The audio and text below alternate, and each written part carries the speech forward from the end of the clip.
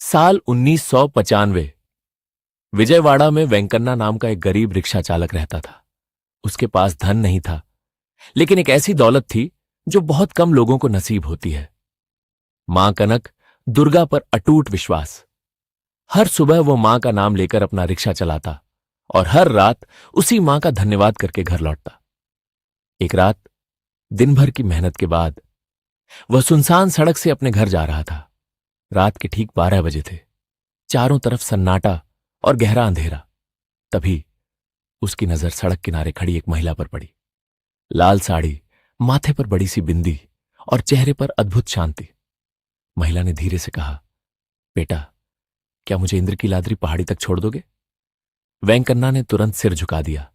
आइए मां, बैठ जाइए। कुछ देर तक दोनों चुप रहे। फिर महिला मुस्कुराई और बोली, लोग कहते हैं इस समय मां दुर्गा पहाड़ी से उतरकर घूमती हैं। अगर किसी को दिखाई दे जाए तो डर लगना चाहिए। तुम्हें डर नहीं लगता? वेंकन्ना हल्का सा मुस्कुराया। डर? मां से कैसा डर? दुर्गा तो मेरी अपनी मां है। वो मेरा कभी बुरा नहीं कर सकती। वो हमेशा मेरी रक्षा करेंगी। महिला के चेहरे पर एक गहरी मुस्कान आ गई, जैसे उसे वही जवाब सुनने का इंतजार था।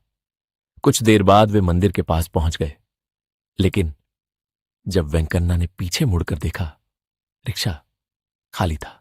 वह घबरा गया, चारों तरफ देखने लगा। तभी उसकी नजर मंदिर की सीढ़ियों पर पड़ी। वही महिला धीरे धीरे ऊपर जा रही थी। वेंकन्ना ने जोर से आवाज लगाई, मां, किराया तो देती जाइए।